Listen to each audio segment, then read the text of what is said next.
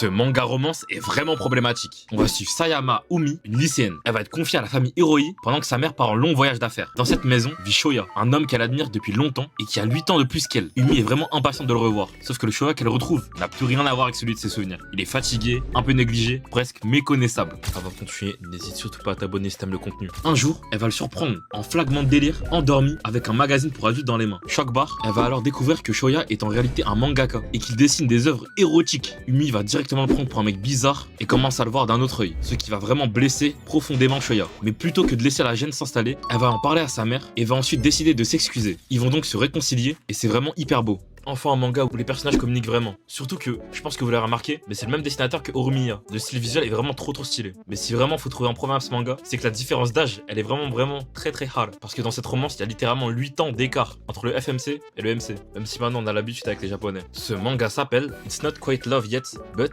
ou Koi to Yobu Niwa Sasayaka Desoga en japonais. Sur ce, bonne lecture.